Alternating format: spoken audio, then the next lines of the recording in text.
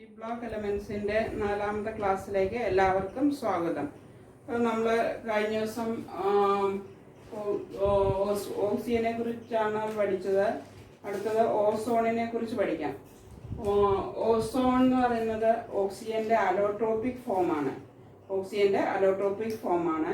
പിന്നെ ഇത് നമുക്കറിയാം, അന്തരീക്ഷത്തിൽ ഉണ്ടാകുന്നത് ഓക്സിജൻ ലൈറ്റുമായി റിയാക്ഷനിൽ ഏർപ്പെടുമ്പോഴാണ്. അപ്പോൾ ഓക്സിജൻ ഫ്രീ റാഡിക്കൽ ഉണ്ടാകും, അത് ഓക്സിജനുമായിട്ട് കമ്പൈൻ ചെയ്ത് ഓസോണായിട്ട് മാറും. നമുക്കറിയാം, ഈ ഓസോൺ പാളികൾ അൾട്രാവയലറ്റ് റേഡിയേഷൻസിനെ ഭൂമിയിലെത്തുന്നതിൽ നിന്നും തടയുന്നു. അതുകൊണ്ട് നമുക്ക് ഓസോൺ പാളി വളരെ അധികം അനുഗ്രഹമാണ് ചെയ്യുന്നത്. ഇനി ഇതിൻ്റെ പ്രിപ്പറേഷൻ എങ്ങനെയാണെന്ന് നോക്കാം. ഇപ്പോൾ ഇത് പ്രിപ്പയർ ചെയ്യുന്നത് ഓക്സിജൻ ഒരു ഓസോണൈസറിൽ എടുത്തിട്ട് അതിലേക്ക് സൈലന്റ് ഇലക്ട്രിക് ഡിസ്ചാർജ് പാസ് ചെയ്താണ് ഓസോൺ നിർമ്മിക്കുന്നത്. ഓക്സിജനിലേക്ക് സൈലന്റ് ഇലക്ട്രിക് ഡിസ്ചാർജ് പാസ് ചെയ്താണ് ഓസോൺ നിർമ്മിക്കുന്നത്.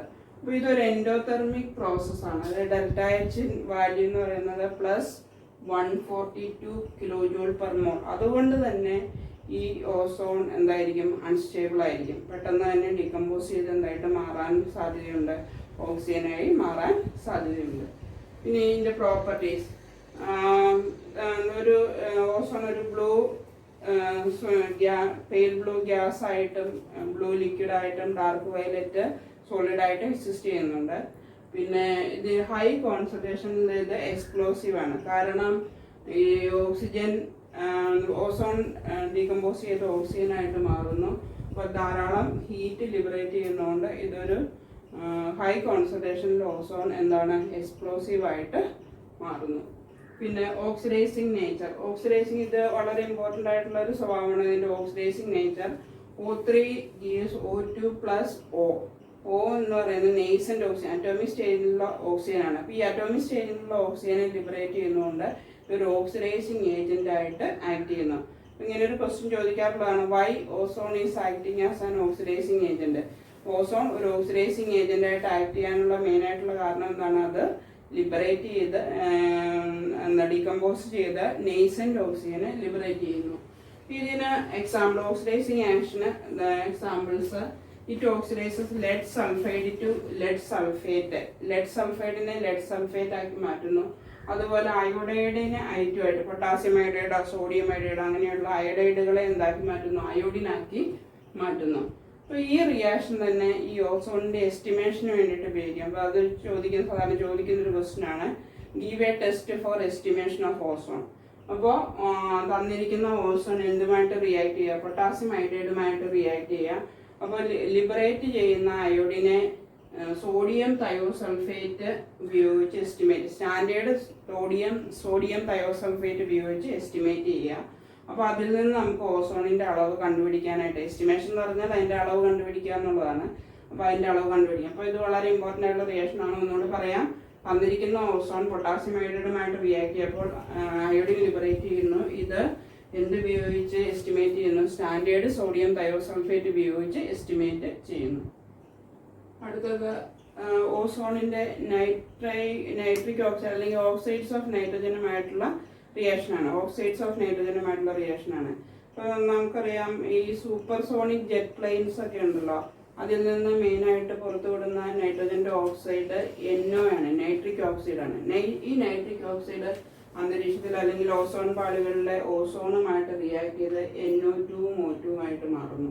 അപ്പോൾ ഈ റിയാക്ഷൻ ഇതിന് കാരണമാകും, ഓസോൺ ലെയർ ഡിപ്ലീഷന് കാരണമാകും. റിയാക്ഷൻ ഓസോൺ ലെയർ ഡിപ്ലീഷന് കാരണമാണ്. അപ്പോൾ അത് ഇമ്പോർട്ടൻ്റ് ആണ്, ചോദിക്കുന്ന ഒരു ക്വസ്റ്റ്യൻ ആണ്. അപ്പോൾ സൂപ്പർസോണിക് ജെറ്റ് പ്ലെയിനുകളിൽ നിന്ന് ലിബറേറ്റ് ചെയ്യുന്ന NO ഓസോണുമായി റിയാക്ട് ചെയ്ത് NO2 O2 ഉണ്ടാവുന്നു. ഇത് ഓസോൺ ലെയർ ഡിപ്ലീഷന് കാരണമാകുന്നു. ഇനി ഓസോണിന്റെ റെസൊണൻസ് സ്ട്രക്ചേഴ്സ്, ഓസോണിന് 2 റെസൊണൻസ് സ്ട്രക്ചേഴ്സ് ഉണ്ട്. ആംഗുലാർ സ്ട്രക്ചേഴ്സ് ആണ്, അത് രണ്ടുമാണ് ഇത് ഇവിടെ വരച്ചിരിക്കുന്നത്. അപ്പോൾ ഈ റെസൊണൻസ് ഹൈബ്രിഡ് ആയതുകൊണ്ട് തന്നെ ഇതിന്റെ 2 ബോണ്ടുകളും ഈക്വൽ ആണ്. അത് സിംഗിൾ ബോണ്ടിനും ഡബിൾ ബോണ്ടിനും ഇടയ്ക്ക് ആയിരിക്കും. കാരണം ഇത് റെസൊണൻസ് ഉള്ളതുകൊണ്ടാണ്. റെസൊണൻസ് ഹൈബ്രിഡിന്റെ ബോണ്ട് ലെങ്സ് രണ്ടും ഒരുപോലെ തന്നെയായിരിക്കും. ഇനി ഇതിൻ്റെ ഉപയോഗങ്ങൾ ഇപ്പോൾ നമുക്കറിയാം ഓക്സിഡൈസിങ് എബിലിറ്റി ഉള്ളത് കൊണ്ട് തന്നെ ഇത് ജേമിസൈഡ് ആയിട്ടും ഡിസിൻഫെക്റ്റൻ്റ് ആയിട്ടും ആക്ട് ചെയ്യുന്നു. അപ്പോൾ ഡ്രിങ്കിങ് വാട്ടറൊക്കെ ക്ലീൻ ചെയ്യാനുള്ള ഒരു ഡിസിൻഫെക്റ്റൻ്റ് ആയിട്ട് ഇത് ആക്ട് ചെയ്യുന്നുണ്ട്. അതുപോലെ ഓക്സിഡൈസിങ് ഏജൻ്റ് ആയിട്ട് ആക്ട് ചെയ്യുന്നു. അതുപോലെ ബ്ലീച്ചിങ്, ഓയിൽ, ഐവറി തുടങ്ങിയവ ബ്ലീച്ച് ചെയ്യാനായിട്ട് ഉപയോഗിക്കുന്നു. അടുത്ത എലമെന്റ് ഈ ഗ്രൂപ്പിലെ 16ാമത്തെ ഗ്രൂപ്പിലെ അടുത്ത എലമെന്റ് സൾഫറാണ്. സൾഫറിന്റെ അലോട്രോപ്പിക് ഫോംസ് ആണ് നമുക്ക് മെയിനായിട്ട് പഠിക്കേണ്ടത്. രണ്ട് അലോട്രോപ്പുകളാണ്, വളരെയധികം അലോട്രോപ്പുകളുണ്ട്. പക്ഷെ നമ്മൾ മെയിനായിട്ട് പഠിക്കുന്ന 2 അലോട്രോപ്പുകളാണ്. റോംബിക് സൾഫർ അല്ലെങ്കിൽ alpha sulphur and monoclinic sulphur അല്ലെങ്കിൽ ബീറ്റ സൾഫർ. സൾഫറിന്റെ 2 അലോട്രോപ്പുകളാണ് റോംബിക് സൾഫറും മോണോക്ലിനിക് സൾഫറും അല്ലെങ്കിൽ ആൽഫ സൾഫറും ബീറ്റ സൾഫറും. പിന്നെ റോംബിക് എന്ന് പറഞ്ഞാൽ സാധാരണ റൂം ടെമ്പറേച്ചറിൽ സ്റ്റേബിൾ ആയിട്ടുള്ള അലോട്രോപ്പ് ഏതാണെന്ന് ചോദിച്ചു കഴിഞ്ഞാൽ ഏതാണ്? റോംബിക് ആണ്. അപ്പോൾ ഈ സ്റ്റേബിൾ ഫോം ഓഫ് സൾഫർ ഇതിന്റെ പ്രിപ്പറേഷൻ എന്നാണ്? Evaporating roll sulphur in CS2. It is prepared by evaporating roll sulphur in CS2. Roll sulphur എന്നാണ് കാർബൺ ഡൈ സൾഫൈഡിൽ നിന്ന് ഇവാപ്പറേറ്റ് ചെയ്താണ് റോംബിക് സൾഫർ പ്രിപ്പയർ ചെയ്യുന്നത്. ഇനി മോണോക്ലിനിക് എന്ന് പറഞ്ഞാൽ യെല്ലോ ആണ്, നീഡിൽ ഷേപ്ഡ് ആണ്. പിന്നെ ഈ എന്താണ് മോണോക്ലിനിക് സൾഫർ 369 കെൽവിൻ മുകളിൽ മാത്രമേ സ്റ്റേബിൾ ആയിരിക്കുള്ളൂ. 300. അപ്പോൾ ഈ 369 കെൽവിൻ എന്ന് പറഞ്ഞാൽ റോംബിക് സൾഫറിൽ നിന്ന് മോണോക്ലിനിക് സൾഫറിലേക്കുള്ള ട്രാൻസിഷൻ ടെമ്പറേച്ചർ ആണ്. അപ്പോൾ ഈ 369 കെൽവിനെ നമ്മൾ ട്രാൻസിഷൻ ടെമ്പറേച്ചർ എന്ന് വിളിക്കുന്നു. ഇനി ഇത് പ്രിപ്പയർ ചെയ്യുന്നത് melting rhombic sulphur and cooling. It is prepared by melting rhombic sulphur and cooling. 2 type സൾഫറും, അതായത് റോംബിക് സൾഫറും മോണോക്ലിനിക് സൾഫറും S8 മോളിക്യൂൾസ് ആയിട്ടാണ് എക്സിസ്റ്റ് ചെയ്യുന്നത്. ഈ S8 മോളിക്യൂൾസിന് ക്രൗൺ ഷേപ്പ് അല്ലെങ്കിൽ റിംഗ് ഷേപ്പ്, കിരീടത്തിന്റെ ഷേപ്പ് അല്ലെങ്കിൽ എന്താണ് പക്കേർഡ് റിംഗ് സ്ട്രക്ചർ ആണ്. പക്കേർഡ് റിംഗ് സ്ട്രക്ചർ എന്ന് പറയുന്നത് അല്ലെങ്കിൽ ക്രൗൺ ഷേപ്ഡ് സ്ട്രക്ചർ ആണ്. അപ്പോൾ അത് വരച്ചിട്ടുണ്ട്. പിന്നെ മറ്റ് 2 ഫോംസ് എന്ന് പറഞ്ഞാൽ ചെയർ ഷേപ്ഡ് സൈക്ലോ S6. അപ്പോൾ S6 മോളിക്യൂൾ എന്താണ് ചെയർ ഷേപ്പ് ആയിട്ടായിരിക്കും എക്സിസ്റ്റ് ചെയ്യുന്നത്. ചെയർ ഷേപ്പ് മോളിക്യൂൾസ് ആയിട്ട് എക്സിസ്റ്റ് ചെയ്യുന്നു. ഇതും വേറൊരു ഫോമാണ്, സൾഫറിന്റെ വേറൊരു ഫോമാണ്. പിന്നെ S2 എന്ന മോളിക്യൂൾ 1000 കെൽവിന് മുകളിൽ S2 എന്ന മോളിക്യൂള് സ്റ്റേബിൾ ആണ്. S2 എന്ന മോളിക്യൂള് അല്ലെങ്കിൽ അലോട്രോപ്പ് 1000 കെൽവിന് മുകളിൽ സ്റ്റേബിൾ ആണ്. ഇതിന്റെ പ്രത്യേകത എന്ന് പറഞ്ഞാൽ ഇത് പാരാമാഗ്നറ്റിക് ആണ്. കാരണം ആന്റി ബോണ്ടിങ് 5 സ്റ്റാർ ഓർബിറ്റലിൽ അൺപെയർഡ് ഇലക്ട്രോൺസ് ഉണ്ട്. ഇതിന്റെ ആന്റി ബോണ്ടിങ് 5 സ്റ്റാർ ഓർബിറ്റലിൽ എന്തുണ്ട്? അൺപെയർഡ് ഇലക്ട്രോൺസ് ഉണ്ട്. അപ്പോൾ ഒരു പ്രാവശ്യം ചോദിച്ചിട്ടുള്ള ഒരു ക്വസ്റ്റ്യൻ ആണ്, which allotrope of sulphur show paramagnetic nature? ഏതാണ്? S2 മോളിക്യൂൾ ആണ്. ഇത് 1000 കെൽവിന് മുകളിൽ മാത്രമേ സ്റ്റേബിൾ ആവുന്നുള്ളൂ. ഇത് പാരാമാഗ്നറ്റിക് ആണ്. ഇനി അടുത്ത സൾഫറിന്റെ ഒരു കോമ്പൗണ്ട് ആണ് sulphur dioxide, SO2. Sulphur dioxide ഇതെങ്ങനെ പ്രിപ്പയർ ചെയ്യുന്നതൊക്കെ വളരെ സിമ്പിൾ ആയിട്ട് ഓർത്തിരിക്കാൻ പറ്റുന്ന ഒരു പ്രിപ്പറേഷൻ എന്നാണ് burning sulphur in oxygen. Burning sulphur in oxygen. അപ്പോൾ ഇതിന്റെ ഇക്വേഷൻ S+O2 gives SO2. പിന്നെ ലാബിലാണെങ്കിൽ ഇത് പ്രിപ്പയർ ചെയ്യുന്നത് ഏതെങ്കിലും സൾഫൈറ്റിനെ ഡൈലൂട്ട് H2SO4 റിയാക്ട് ചെയ്യും. ഇനി സൾഫൈറ്റ് വിത്ത് ഡൈലൂട്ട് H2SO4. ഇനി പ്രോപ്പർട്ടീസ് എന്ന് പറഞ്ഞാൽ ഇതൊരു നമുക്കറിയാം, ഈ സൾഫർ ഡയോക്സൈഡ് വെള്ളത്തിൽ ഡിസോൾവ് ചെയ്താൽ ഒരു വീക്ക് ആസിഡ് കിട്ടും. എന്താണ്? H2SO3, അതായത് സൾഫ്യൂറസ് ആസിഡ് ലഭിക്കും. സൾഫർ ഡയോക്സൈഡിനെ വെള്ളത്തിൽ ഡിസോൾവ് ചെയ്ത് കഴിഞ്ഞാൽ സൾഫ്യൂറസ് ആസിഡ് ലഭിക്കും. പിന്നെ ആൽക്കലിയുമായിട്ട് ഈ സൾഫർ ഡയോക്സൈഡ് റിയാക്ട് ചെയ്യുന്ന 2 ടൈപ്പ് സൾഫൈറ്റുകൾ ലഭിക്കും. Sulphite and bisulphite. ബൈസൾഫൈറ്റിൽ ലഭിക്കും സൾഫൈറ്റും. സൾഫൈറ്റ് എന്ന് പറഞ്ഞാൽ SO3 എന്ന ഫോർമുല, ബൈസൾഫൈറ്റ് എന്ന് പറഞ്ഞാൽ HSO3 എന്ന ഫോർമുലയുള്ള 2 കോമ്പൗണ്ടുകൾ ലഭിക്കും. ഇനി ക്ലോറിനുമായിട്ട് റിയാക്ട് ചെയ്യുമ്പോൾ SO2 + Cl2 gives SO2Cl2. അതിന് സൾഫ്യൂറിൽ ക്ലോറൈഡ് എന്നാണ് വിളിക്കുക. Sulphuryl chloride. പിന്നെ റെഡ്യൂസിങ് നേച്ചർ വളരെ ഇമ്പോർട്ടൻ്റ് ആയിട്ടുള്ളൊരു ഇതാണ് റെഡ്യൂസിങ് നേച്ചർ. ഇപ്പോൾ reduces ferric salt to ferrous salt. Ferric salt എന്ന് പറഞ്ഞാൽ Fe3+ സ്റ്റേറ്റിലുള്ള കോമ്പൗണ്ടുകളെ Fe2+ സ്റ്റേറ്റിലുള്ള കോമ്പൗണ്ടുകളാക്കി മാറ്റുന്നു. അതുപോലെ potassium permanganate to colourless manganous salt Mn2+ എന്ന സ്റ്റേറ്റിലുള്ള സോൾട്ടുകളായിട്ട് കളർലെസ് സോൾട്ടുകളായിട്ട് മാറ്റുന്നു. അപ്പോൾ ഈ ടെസ്റ്റ് എന്തിനു വേണ്ടിയിട്ട് ഉപയോഗിക്കാം? This is a test for sulphur dioxide. അപ്പോൾ സൾഫർ ഡയോക്സൈഡിനെ തിരിച്ചറിയാനുള്ള ഒരു ടെസ്റ്റ് എഴുതാൻ പറഞ്ഞാൽ സൾഫർ ഡയോക്സൈഡ് റെഡ്യൂസസ് എന്താണ് വയലറ്റ് കളേർഡ് അല്ലെങ്കിൽ violet coloured potassium permanganate to colourless manganous salt. This is a test for sulphur dioxide. അടുത്തത് സൾഫർ ഡയോക്സൈഡിന്റെ ആ ടെസ്റ്റിന്റെ ഇക്വേഷനാണ്, തിരിച്ചറിയാനുള്ള ടെസ്റ്റിന്റെ ഇക്വേഷനാണ് 5SO2 + 2MnO4 - + 2H2O gives 5SO4 2- + 4H + 2Mn2+. Equation പഠിക്കാൻ സാധിക്കുന്നവർ പഠിക്കുക, അല്ലാത്തവരെ വേഡ്സിലുള്ളത് പഠിക്കുക. ഇനി സൾഫർ ഡയോക്സൈഡിന് ആംഗുലാർ സ്ട്രക്ചർ ആണുള്ളത്. ആംഗുലാർ സ്ട്രക്ചർ അതിന് 2 റെസൊണൻസ് ഹൈബ്രിഡുകളുണ്ട്. അപ്പോൾ അതുകൊണ്ട് തന്നെ ഇതിൻ്റെ ബോണ്ട് ലെങ്സ് ഈക്വൽ ആയിരിക്കും. പിന്നെ ഇതിൻ്റെ ഉപയോഗങ്ങൾ റിഫൈനിങ് പെട്രോളിയം ആൻഡ് ഷുഗർ, ഇതിൻ്റെ പ്രധാനപ്പെട്ട ഉപയോഗങ്ങൾ ഉപയോഗിക്കുകയാണ്.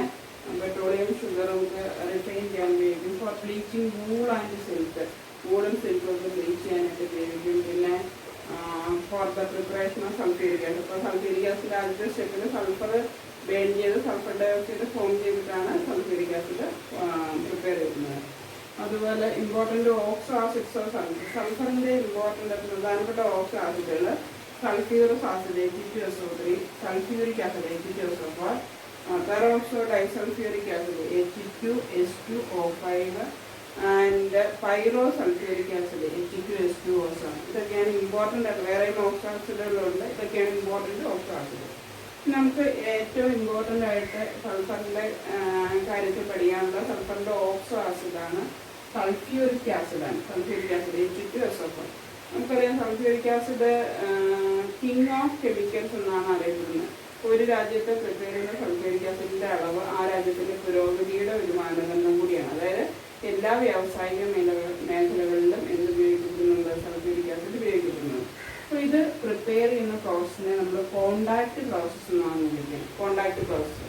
ഈ കോണ്ടാക്ട് പ്രോസസ്സ് 4 സ്റ്റെപ്പുകളിലൂടെയാണ് നടക്കുന്നത്. ഒന്നാമത്തെ സ്റ്റെപ്പ് സൾഫർ ബേൺ ചെയ്ത് സൾഫർ ഡയോക്സൈഡ് ഫോം ചെയ്യും. S+O2 gives SO2. Sulphur burn ചെയ്ത് സൾഫർ ഡയോക്സൈഡ് ഫോം ചെയ്യുക. ഇനി രണ്ടാമത്തെ സ്റ്റെപ്പിൽ സൾഫർ ഡയോക്സൈഡും ഓക്സിജനും കൂടെ വനേഡിയം പെൻറ്റോക്സൈഡിൻ്റെയും സാന്നിധ്യത്തിൽ 700 കെൽവിനിലും 2 ബാർ പ്രഷറിലും എന്ത് ഫോം ചെയ്യും? സൾഫർ ഡയോക്സൈഡ് ഫോം ചെയ്യും. സെക്കൻഡ് സ്റ്റെപ്പിൽ 2SO2 + O2 vanadium pentoxide 700 kelvin 2 bar gives 2SO3.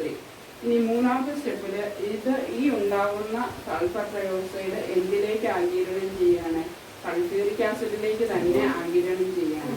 അപ്പോൾ SO3 + H2SO4 gives H2S2O7. ഇതിനെ നമ്മൾ ഒലിയം എന്ന് വിളിക്കും. ഒലിയം എന്താണ്? പൈറോ സൾഫ്യൂരിക് ആസിഡ് അല്ലെങ്കിൽ ഒലിയം ഫോം ചെയ്യും. ഈ ഒലിയം എന്താണ്? ഡൈലൂട്ട് ചെയ്ത് എന്തായിട്ട് മാറ്റുന്നു? സൾഫ്യൂരിക് ആസിഡായിട്ട് മാറ്റും. ഒലിയം ഡൈലൂട്ട് ചെയ്ത് സൾഫ്യൂരിക് ആസിഡായിട്ട് മാറ്റുന്നു. അടുത്തത് important properties of sulphuric acid. Sulphuric ആസിഡിൻ്റെ മെയിൻ ആയിട്ടുള്ള പ്രോപ്പർട്ടീസ് എന്തൊക്കെയാണ്? ഒന്നാമത് dilution of H2SO4 is exothermic. ഇപ്പോൾ സൾഫ്യൂരിക് ആസിഡ് നേർപ്പിക്കണമെങ്കിൽ നമ്മൾ വെള്ളം കോരി സൾഫ്യൂരിക് ആസിഡിലേക്ക് ഒഴിക്കാൻ പാടില്ല. കാരണം അത് ഹീറ്റ് ലിബറേറ്റ് ചെയ്യുന്ന ഒരു പ്രോസസ്സാണ്. ഹീറ്റ് ലിബറേറ്റ് ചെയ്യുന്ന പ്രോസസ്. ധാരാളം ഹീറ്റ് പുറത്തേക്ക് വിടുക. അതുപോലെ തന്നെ ആസിഡ് തെറിച്ച് വീഴാനും അപകടം ഉണ്ടാകാനുള്ള സാധ്യതയുണ്ട്. അതുകൊണ്ട് ഡൈല്യൂട്ട് ചെയ്യാൻ നമ്മൾ എപ്പോഴും വെള്ളത്തിലേക്ക് അല്പാൽപമായി സൾഫ്യൂരിക് ആസിഡ് ചേർത്ത് കോൺസ്റ്റൻ്റായി ഇളക്കിക്കൊണ്ട് മാത്രമേ ഇത് ഡൈല്യൂട്ട് ചെയ്യാൻ സാധിക്കുകയുള്ളൂ. കാരണം ഇതിൻ്റെ ഡൈല്യൂഷൻ ഒരു എക്സോതെർമിക് പ്രോസസ്സാണ്. അതുപോലെ രണ്ടാമത്തെ പ്രോപ്പർട്ടി എന്ന് പറഞ്ഞാൽ ലോ വോളറ്റിലിറ്റിയാണ്. അതായത് അധികം ഇപ്പോൾ സൾഫ്യൂരിക് ആസിഡ് അധികം വേപ്പറൈസ് ചെയ്യപ്പെടുകയില്ല. അപ്പോൾ അതുകൊണ്ട് തന്നെ ഇത് ഹൈ വോളറ്റിലിറ്റി ഉള്ള ആസിഡുകൾ പ്രിപ്പയർ ചെയ്യാനായിട്ട് ഉപയോഗിക്കും. അപ്പോൾ ആ ആസിഡുകളുടെ സോൾട്ടുകൾ സൾഫ്യൂരിക് ആസിഡുമായിട്ട് റിയാക്ട് ചെയ്താൽ നമുക്ക് ഹൈ വോളറ്റിലിറ്റി ഉള്ള ആസിഡുകൾ ലഭിക്കും. ഉദാഹരണം കാൽഷ്യം ഫ്ലൂറൈഡുമായിട്ട് സൾഫ്യൂരിക് ആസിഡ് റിയാക്ട് ചെയ്യുകയാണെങ്കിൽ നമുക്ക് HF ഹൈഡ്രോഫ്ലൂറിക് ആസിഡ് ലഭിക്കും. പ്ലസ് കാൽഷ്യം സൾഫേറ്റ് ലഭിക്കും. Plus calcium sulphate. അപ്പോൾ നമുക്ക് ജനറലായിട്ട് വേണമെങ്കിൽ MX എന്നുള്ള MX plus H2SO4 HX plus M2SO4. ഇതിലൂടെ എക്സ് ക്ലോറിനോ ഫ്ലൂറിനോ NO2 ഏത് വേണമെങ്കിലും ആകാം. അപ്പോൾ ലോ വോളട്ടിലിറ്റി ഉള്ളതുകൊണ്ട് തന്നെ ഇത് ഹൈ വോളട്ടൈൽ ആസിഡുകൾ നിർമ്മിക്കാനായിട്ട് ഉപയോഗിക്കും. ഇനി മൂന്നാമത്തെ സ്ട്രോങ് ആസിഡിക് നേച്ചർ. നമുക്കറിയാം H2SO4 2 റീപ്ലേസബിൾ ഹൈഡ്രജൻ ആറ്റങ്ങളുണ്ട്. അപ്പോൾ അതുകൊണ്ട് ഇത് സ്ട്രോങ് ഡൈബേസിക് ആസിഡാണ്. അപ്പോൾ H2 2 റീപ്ലേസബിൾ ഹൈഡ്രജൻ ആറ്റങ്ങളാണ്. അതുകൊണ്ട് ഇത് ഒരു സ്ട്രോങ് ഡൈബേസിക് ആസിഡാണ്. അപ്പോൾ ഇതിൻ്റെ 2 H+ ഉള്ളതുകൊണ്ട് തന്നെ 2 ഡിസോസിയേഷൻ കോൺസ്റ്റൻസ് ഉണ്ട്, Ka1 ഉം Ka2. ഇത് രണ്ടും വളരെ ഹൈ ആണ്. ഇത് കാണിക്കുന്നത് തന്നെ ഇത് സ്ട്രോങ് ആസിഡാണെന്നുള്ളതാണ്. പിന്നെ ഇത് 2 ടൈപ്പ് സോൾട്ടുകൾ ഫോം ചെയ്യും. നോർമൽ സൾഫേറ്റും അതുപോലെ ആസിഡ് സൾഫേറ്റ് അല്ലെങ്കിൽ ഹൈഡ്രജൻ സൾഫേറ്റ് 2 ടൈപ്പ് സോൾട്ടുകൾ ഫോം ചെയ്യുന്നുണ്ട്. പിന്നെ നാലാമത്തെ property strong affinity four water. ഇപ്പോൾ ഓർഗാനിക് കോമ്പൗണ്ടുകളിലേക്ക് വെള്ളം നീക്കം ചെയ്യണം, വെള്ളത്തിൻ്റെ അംശം നീക്കം ചെയ്യണമെങ്കിൽ അത് എന്തിനോട് മേളിലൂടെ കടത്തിവിട്ടാൽ മതി? സൾഫ്യൂരിക് ആസിഡിൻ്റെ മേളിലൂടെ കടത്തിവിട്ടാൽ മതി. സൾഫ്യൂരിക് ആസിഡ് വെള്ളത്തെ വലിച്ചെടുക്കും. അതുപോലെ തന്നെ നമ്മൾ പഞ്ചസാരയിലേക്ക് കോൺസെൻട്രേറ്റ് സൾഫ്യൂരിക് ആസിഡ്, പഞ്ചസാര കെയിൻ ഷുഗറാണ്. കെയിൻ ഷുഗറിൻ്റെ ഫോർമുല C12H22O11 എന്നാണ്. എല്ലാത്തിലെയും കോൺസെൻട്രേറ്റ് സൾഫ്യൂരിക് ആസിഡ് ആഡ് ചെയ്ത് കഴിഞ്ഞാൽ അതെന്തായിട്ട് മാറും? കാർബൺ ആയിട്ട് മാറും. അപ്പോൾ വാട്ടർ ഓഫ് ഹൈഡ്രേഷൻ അവിടെ നിന്ന് വലിച്ചെടുക്കും. ആര് വലിച്ചെടുക്കും? സൾഫ്യൂരിക് ആസിഡ് വലിച്ചെടുക്കും. അപ്പോൾ ഈ പ്രോസസ്സിനെ ചാറിങ് എന്നാണ് വിളിക്കുക. CHARRING, ചാറിങ് എന്നാണ് വിളിക്കുക. അപ്പോൾ ഇതിന് സ്ട്രോങ് അഫിനിറ്റി ഫോർ വാട്ടർ ഉണ്ട്. അതുകൊണ്ട് എല്ലാ സബ്സ്റ്റൻസിനെയും ഡീഹൈഡ്രേറ്റ് ചെയ്യാനായിട്ട് എന്ത് ഉപയോഗിക്കാം? സൾഫ്യൂരിക് ആസിഡ് ഉപയോഗിക്കും, പ്രത്യേകിച്ചും ഓർഗാനിക് കോമ്പൗണ്ട്. പിന്നെ ഓക്സിഡേഷൻ നേച്ചർ. ഇപ്പോൾ മെറ്റൽസും നോൺ മെറ്റൽസും എല്ലാം ഓക്സിഡേറ്റ് ചെയ്യും. സൾഫ്യൂരിക് ആസിഡ് ഓക്സിഡേറ്റ് ചെയ്യും. ഇപ്പോൾ ഉദാഹരണം കോപ്പറും സൾഫ്യൂരിക് ആസിഡുമായിട്ട് റിയാക്ട് കോപ്പർ സൾഫേറ്റും സൾഫർ ഡയോക്സൈഡും വാട്ടറും ഉണ്ടാകും. അതുപോലെ കാർബൺ സൾഫ്യൂരിക് ആസിഡുമായിട്ട് റിയാക്ട് ചെയ്ത് കാർബൺ ഡയോക്സൈഡും സൾഫർ ഡയോക്സൈഡും വാട്ടറും ഉണ്ടാകും. അപ്പോൾ ഇതിന് മെറ്റലിനെയും നോൺ മെറ്റലിനെയും ഓക്സിഡേറ്റ് ചെയ്യാനുള്ള കഴിവുണ്ട്. പിന്നെ സൾഫ്യൂരിക് ആസിഡ് യൂസ് എന്ന് പറയുന്നത് നമുക്കറിയാം, ഞാൻ പറഞ്ഞ കിങ് ഓഫ് കെമിക്കൽസ് ആണ്. അപ്പോൾ വളരെയധികം ഫെർട്ടിലൈസർ ഇൻഡസ്ട്രിയിൽ സൾഫ്യൂരിക് ആസിഡ് ഭയങ്കരമായിട്ട് അത്യാവശ്യമാണ്. പിന്നെ യൂസ് ഇൻ പെട്രോളിയം റിഫൈനിങ്ങിൽ, അതുപോലെ യൂസ് ഇൻ സ്റ്റോറേജ് ബാറ്ററി. നമ്മൾ പഠിച്ചു കഴിഞ്ഞാണ് സെക്കൻഡറി ബാറ്ററികളിൽ സൾഫ്യൂരിക് ആസിഡ് ഉപയോഗിക്കുന്നുണ്ട്. അതുപോലെ ഡിറ്റർജൻറ്റ് ഇൻഡസ്ട്രിയിൽ ഉപയോഗിക്കുന്നുണ്ട്. അടുത്ത ഗ്രൂപ്പ് 17 എലമെന്റ്സ് ആണ്. നമുക്കറിയാം ഗ്രൂപ്പ് 17 മൂലകങ്ങളെ നമ്മൾ ഹാലജൻസ് എന്ന് വിളിക്കും. ഹാലജൻസ് എന്നതിൻ്റെ അർത്ഥം തന്നെ സോൾട്ട് ഫോമിൽ ലവണങ്ങൾ ഉണ്ടാക്കുന്നതാണ്. നമുക്കറിയാം കടൽ ജലത്തിൽ ഏറ്റവും കൂടുതലുള്ളത് ഈ ഹാലൈഡുകളാണ്. ക്ലോറൈഡുകൾ, ബ്രോമൈഡുകൾ, അയഡൈഡുകളൊക്കെയാണ്. അപ്പോൾ ഇതിൻ്റെ elements fluorine, chlorine, bromine, iodine, astatine. ഇതാണ് ഗ്രൂപ്പ് 17 മൂലകങ്ങൾ. ഏതൊക്കെയാണ്? Fluorine, chlorine, bromine, iodine, astatine. പിന്നെ അതിൻ്റെ ഒക്കറൻസ് പറഞ്ഞാൽ ഫ്ലൂറിൻ മെയിനായിട്ടുള്ളത് ഇൻസോല്യൂബിൾ ഫ്ലൂറൈഡ്സ് ആണ്. ഫ്ലൂറൈഡ്സ് ആയിട്ടാണ് എക്സിസ്റ്റ് ചെയ്യുന്നത്. ഉദാഹരണം ഫ്ലൂറാപെറ്റൈറ്റ്, അതുപോലെ കാൽഷ്യം ഫ്ലൂറൈഡ്, അങ്ങനെ ഇൻസോല്യൂബിൾ ഫ്ലൂറൈഡ്സുകളൊക്കെ ആയിട്ടാണ് എക്സിസ്റ്റ് ചെയ്യുന്നത്. പിന്നെ സീ വാട്ടറിനകത്ത് അല്ലെങ്കിൽ കടൽ ജലത്തിനകത്ത് ക്ലോറൈഡുകൾ, ബ്രോമൈഡുകൾ, iodide, sodium, potassium, magnesium, calcium ഇവയുടെ അങ്ങനെ ബ്രോമൈഡുകളും അയഡൈഡുകളും ക്ലോറൈഡുകളും ബ്രോമൈഡുകളും അയഡൈഡുകളും ധാരാളമായിട്ടുണ്ട്. ഏറ്റവും കൂടുതലായിട്ടുള്ളത് സോഡിയം ക്ലോറൈഡ്. കടൽ ജലത്തിൽ ഏറ്റവും കൂടുതലുള്ളത് സോഡിയം ക്ലോറൈഡാണ്. ഇനി ഇതിൻ്റെ കെമിക്കൽ പ്രോപ്പർട്ടീസ് ഒക്കെ പറയുകയാണെങ്കിൽ അറ്റോമിക് ആൻഡ് അയോണിക് റേഡിയസ്. നമുക്കറിയാം ഹാലജൻസിന് ആ പീരീഡിലെ ഏറ്റവും ചെറിയ മൂലകങ്ങളായിരിക്കും ഹാലജൻസ്. അതുകൊണ്ട് അതിന് കാരണമായിട്ട് പറയുന്ന എഫക്റ്റീവ് ന്യൂക്ലിയർ ചാർജാണ്. അപ്പോൾ ന്യൂക്ലിയസിലെ ചാർജ് അല്ലെങ്കിൽ പ്രോട്ടോണിൻ്റെ എണ്ണം കൂടുന്നത് കൊണ്ട് ഇവയുടെ സൈസ് വളരെ ചെറുതായിരിക്കും. ഇനി ionisation enthalpy, very high ionisation enthalpy ആയിരിക്കും. കാരണം എന്താണ്? വളരെ ചെറിയ സൈസ് ഉള്ളതുകൊണ്ട് അല്ലെങ്കിൽ എഫക്റ്റീവ് ന്യൂക്ലിയർ ചാർജ് ഉള്ളതുകൊണ്ട് ഇവയ്ക്ക് അയണൈസേഷൻ എൻതാൽപ്പി വളരെ കൂടുതലായിരിക്കും. ഈ ഇലക്ട്രോൺ ഗെയിൻ എൻതാൽപ്പി എന്ന് പറഞ്ഞാൽ ഹൈലി നെഗറ്റീവ് ആയിരിക്കും. കാരണം ചെറിയ സൈസും effective nuclear charge, high effective nuclear ചാർജും തന്നെയാണ്. അപ്പോൾ ഇതിൻ്റെ എന്താണ് അയണൈസേഷൻ എൻതാൽപ്പി വാല്യൂസ് വളരെ നെഗറ്റീവ് ആയിരിക്കും. പക്ഷേ താഴേക്ക് വരുന്നതോറും അയണൈസേഷൻ എൻതാൽപ്പി വാല്യൂ ലെസ് നെഗറ്റീവായിട്ടാണ് വരേണ്ടത്. പക്ഷേ ഒരു എക്സെപ്ഷൻ ഉണ്ട് അവിടെ. Fluorine have less ΔHEG value ഇതാണ് ക്ലോറിനെ കഴിഞ്ഞും ΔHEG വാല്യൂ അല്ലെങ്കിൽ ഇലക്ട്രോൺ ഗെയിൻ എൻതാൽപ്പി വാല്യൂ കുറവായിരിക്കും. കാരണം എന്താണ്, അതിൻ്റെ വാലൻസ് ഷെല്ല് ചെറുതായതുകൊണ്ട് അതിന് എന്തനുഭവപ്പെടും, ഇന്റർ ഇലക്ട്രോണിക് റിപ്പൽഷൻ അനുഭവപ്പെടും. വരുന്ന ഇലക്ട്രോണിനെ എന്ത് ചെയ്യും, റിപ്പൽ ചെയ്യും. അതുകൊണ്ട് ഫ്ലൂറിന് less negative electron gain enthalpy values ആയിരിക്കും. അതുപോലെ ഇലക്ട്രോനെഗറ്റിവിറ്റി, ഇപ്പോൾ ഒരു പീരീഡിൽ ഏറ്റവും ഇലക്ട്രോനെഗറ്റീവ് ആയിട്ടുള്ള എലമെന്റ്സ് ഏതാണ്, ഹാലജൻസ് ആണ്. അതിൽ തന്നെ ഏറ്റവും കൂടുതൽ ഇലക്ട്രോനെഗറ്റിവിറ്റി ഉള്ളത് ആരാണ്, ഫ്ലൂറിനാണ്. ഇതിന് ഈ ഇലക്ട്രോനെഗറ്റിവിറ്റി കൂടുതലുള്ളതുകൊണ്ട് അതുകൊണ്ട് തന്നെ ഇത് ഏത് ഓക്സിഡേഷൻ സ്റ്റേറ്റ് മാത്രമേ കാണിക്കുകയുള്ളൂ, -1 ഓക്സിഡേഷൻ സ്റ്റേറ്റ് മാത്രമേ കാണിക്കുള്ളൂ. ഇനി ഫിസിക്കൽ പ്രോപ്പർട്ടീസ് എന്ന് പറഞ്ഞാൽ ക്ലോറിൻ അവ ഗ്യാസുകളാണ്, ബ്രോമിൻ ലിക്വിഡാണ്, അയോഡിൻ ഒരു സോളിഡാണ്. ഇതെല്ലാം കളേർഡാണ്. കളേർഡ് എന്ന് പറഞ്ഞാൽ ഇവയുടെ എന്താണ്, ലൈറ്റിൻ്റെ സാന്നിധ്യത്തിൽ ഇവ അതിൻ്റെ ഔട്ടർ ഇലക്ട്രോൺസ് ഹയർ ഓർബിറ്റുകളിലേക്ക് എക്സൈറ്റ് ചെയ്യുന്നു. അപ്പോൾ അത് മൂലമാണ് കളറ് കാണപ്പെടുന്നത്. ഉദാഹരണമായിട്ട് ക്ലോറിൻ യെല്ലോ കളറാണ്, ഗ്രീനിഷ് യെല്ലോയാണ്, ബ്രോമിൻ റെഡ് കളറാണ്, അയോഡിൻ വയലറ്റ് കളറാണ്, ഫ്ലൂറിൻ ആണെങ്കിൽ ലൈറ്റ് യെല്ലോ കളറാണ്. അപ്പോൾ ഇതിൻ്റെ ഫിസിക്കൽ പ്രോപ്പർട്ടീസും ഇമ്പോർട്ടൻ്റ്. അടുത്തത് oxidation States and reactivity of halogens. ഇപ്പോൾ ഫ്ലൂറിൻ -1 ഓക്സിഡേഷൻ സ്റ്റേറ്റ് മാത്രമേ കാണിക്കുന്നു. Fluorine show only -1 oxidation state. കാരണം അതിന് ഹൈ ഇലക്ട്രോനെഗറ്റിവിറ്റി ആണല്ലോ, ഹൈ ഇലക്ട്രോനെഗറ്റിവിറ്റി. അതുപോലെ മറ്റുള്ള ഹാലജൻസ് +1 മുതൽ +7 വരെയുള്ള ഓക്സിഡേഷൻ സ്റ്റേറ്റുകൾ കാണിക്കും. കാരണം അവയ്ക്ക് ഡി ഓർബിറ്റൽസും കൂടെ ഉള്ളതുകൊണ്ട് ആ ഇലക്ട്രോൺസും എന്തെങ്കിലും ബോണ്ടിങ്ങിൽ പങ്കെടുക്കാൻ സാധിക്കും. അതുകൊണ്ട് ഹയർ ഓക്സിഡേഷൻ സ്റ്റേറ്റുകൾ കാണിക്കും. പിന്നെ ഈ പ്ലസ് സ്റ്റേറ്റിലുള്ള ഓക്സിഡേഷൻ സ്റ്റേറ്റുകൾ കൂടുതലും കാണിക്കുന്നത് interhalogen compounds, oxides, oxo acids ഇവയിലാണ്. Interhalogen compounds, oxides, oxo acids ഇവയിലാണ് കൂടുതൽ ഹയർ സ്റ്റേറ്റിലുള്ള ഓക്സിഡേഷൻ സ്റ്റേറ്റുകൾ കാണിക്കുന്നത്. പിന്നെ ഓക്സിഡൈസിങ് ഏജൻസ്, ഇപ്പോൾ ഇതെല്ലാം സ്ട്രോങ്ങസ്റ്റ് ഓക്സിഡൈസിങ് ഏജൻസ് ആണ്. കാരണം ഇവയ്ക്ക് ഇലക്ട്രോണിനെ സ്വീകരിക്കാനുള്ള താല്പര്യമുണ്ട്. ഒരു ഇലക്ട്രോൺ കൂടി കിട്ടിക്കഴിഞ്ഞാൽ എനിക്ക് ഒബ്ജക്റ്റ് കംപ്ലീറ്റ് ആകും. അതുകൊണ്ട് സ്ട്രോങ്ങസ്റ്റ് ഓക്സിഡൈസിങ് ഏജൻസ് ആണ്. ഇപ്പൊ ഇതിനകത്ത് തന്നെ ഏറ്റവും സ്ട്രോങ് ആയിട്ടുള്ള ഓക്സിഡൈസിങ് ഏജന്റ് ഫ്ലൂറിനാണ്. കാരണം ഇതിന് 2 റീസൺസ് ആണ്.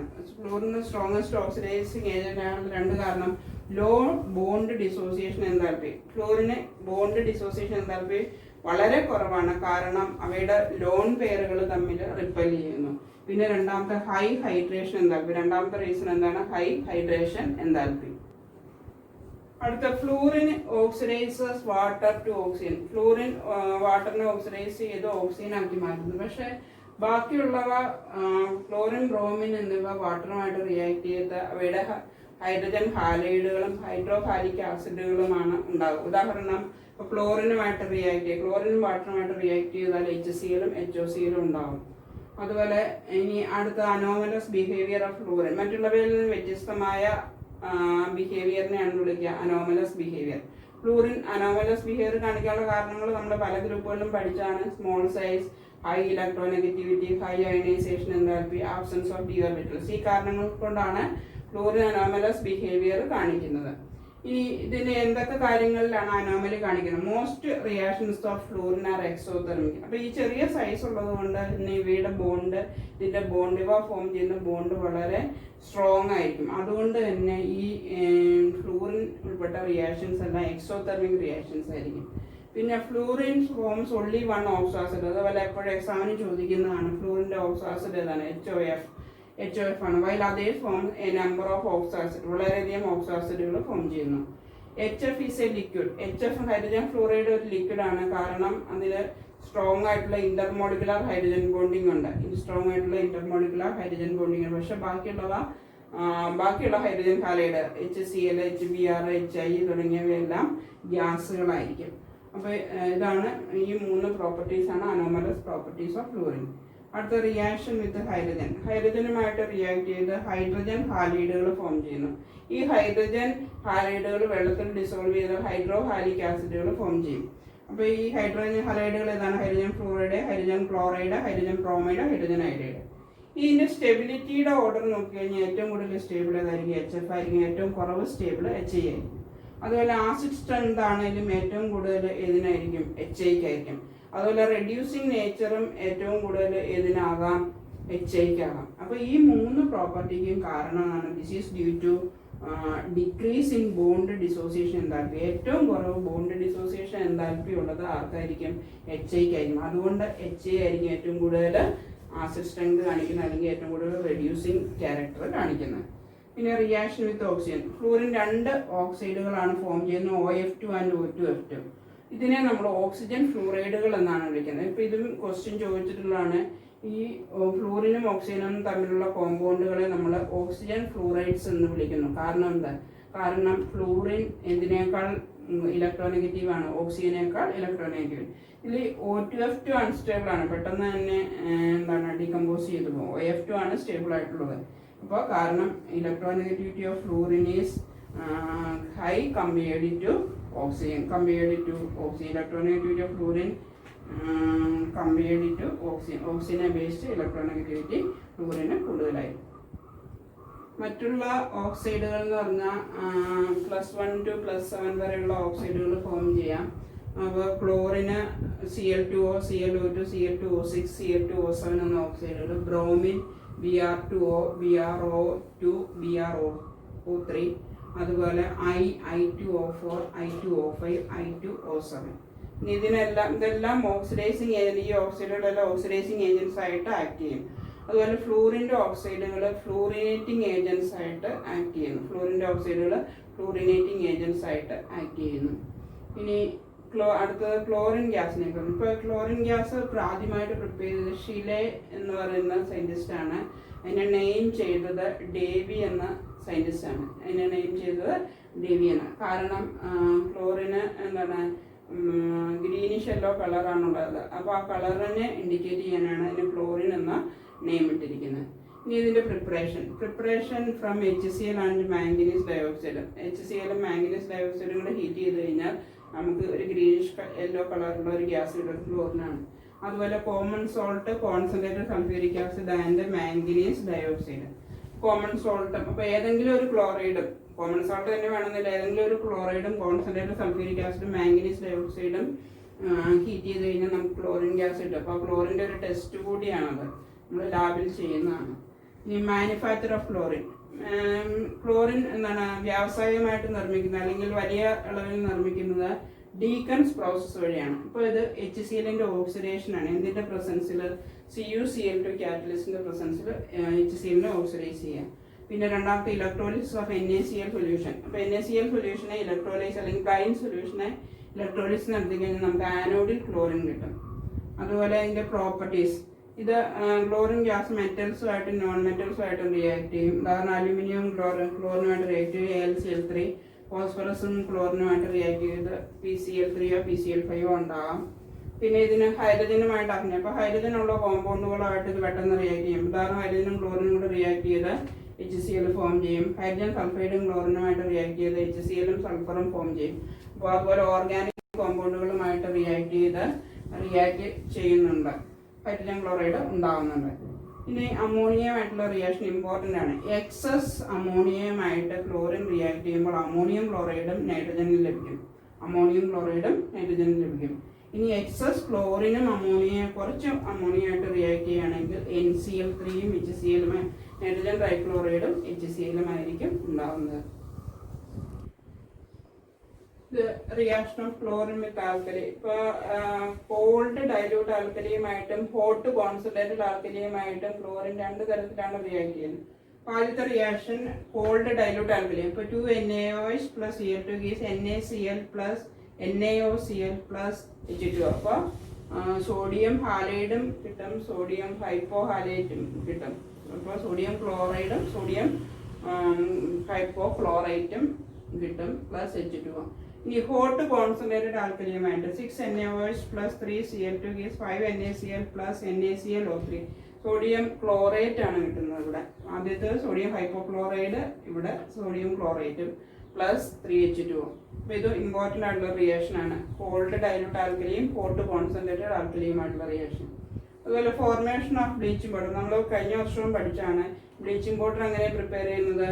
എന്താണ് സ്ലേക്കഡ് ലൈമിലേക്ക് ഡ്രൈ ക്ലോറിൻ പാസ് ചെയ്യുക. സ്ലേക്കഡ് ലൈമിലേക്ക് ഡ്രൈ ക്ലോറിൻ പാസ് ചെയ്യുക. അപ്പോൾ CaCl2 plus CaCl2 CaOCl twice plus CaCl2 plus 2H2O plus CaOH. ഇപ്പോൾ ഈ കോമ്പോസിഷനുള്ള എന്താണ് ഡിസിൻഫെക്റ്റന്റിനെയാണ് നമ്മളെന്ന് വിളിക്കുക ബ്ലീച്ചിങ് പൗഡർ എന്ന് വിളിക്കുക. ബ്ലീച്ചിങ് പൗഡറിന്റെ കോമ്പോസിഷൻ ചോദിക്കുന്നതാണ്. എന്താണ് bleaching powder? CaOCl2 CaCl2 2H2O plus CaOH.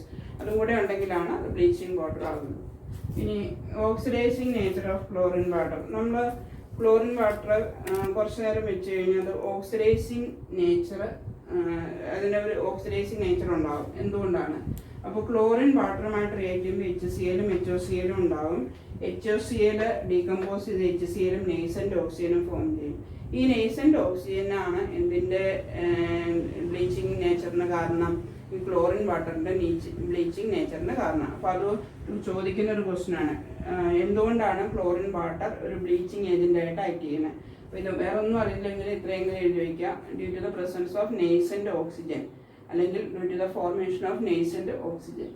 ഇനി ഓക്സിഡൈസിങ് നേച്ചർ. ഇത് പല സബ്സ്റ്റൻസിനെയും ഓക്സിഡൈസ് ചെയ്യും. ഫെറസ് സോൾട്ടിനെ ഫെറിക് സോൾട്ട് ആയിട്ടും, സൾഫൈറ്റിനെ സൾഫേറ്റ് ആയിട്ടും, സൾഫർ ഡയോക്സൈഡിനെ സൾഫ്യൂരിക് ആസിഡ് ആയിട്ടും, അയോഡിനെ അയോഡിക് ആസിഡ് ആയിട്ടും ഓക്സിഡൈസ് ചെയ്യുന്നു. അപ്പോൾ ഇക്വേഷൻ പഠിക്കാൻ പറ്റുന്നവർ അത് ബുക്ക് നോക്കി എഴുതി പഠിക്കുക, അല്ലാത്തവർ ഇങ്ങനെ തന്നെ പഠിക്കുക. ഫെറസ് സോൾട്ടിനെ ഫെറിക്കും, സൾഫേറ്റിനെ സൾഫേറ്റും, സൾഫർ ഡയോക്സൈഡിനെ സൾഫ്യൂരിക് ആസിഡും, അയോഡിനെ അയോഡിക് ആസിഡുമായിട്ട് മാറ്റും. ഇനി യൂസ് ബ്ലീച്ചിങ്ങിന് വേണ്ടിയിട്ട് ഉപയോഗിക്കുന്ന manufacture of dyes, drugs etcetera. ഇനി പ്രിപ്പറേഷൻ ഓഫ് പോയിസണസ് ഗ്യാസസ്. ഇത് പലപ്പോഴും ചോദിക്കുന്ന ദിവസം വൺ വേർഡിങ് ചോദിക്കാവുന്ന ഒരു ക്വസ്റ്റ്യനാണ്. ഫോസ് ജീൻ COCl2 എന്ന ഫോസ് ജീൻ ഉണ്ടാക്കാൻ, ടിയർ ഗ്യാസ് CCl3NO2 എന്ന ടിയർ ഗ്യാസ് ഉണ്ടാക്കാൻ, അതുപോലെ മസ്റ്റാർഡ് ഗ്യാസ് ഉണ്ടാക്കാൻ. Mustard gas. അപ്പോൾ name 3 poisonous gases obtained from chlorine. ഏതൊക്കെയാണ്? Phosgene, tear gas, mustard gas. ഇത് മൂന്നുമാണ് എന്താണ് ക്ലോറിനിൽ നിന്ന് ഫോം ചെയ്യുന്ന പോയിസണസ് ഗ്യാസുകൾ.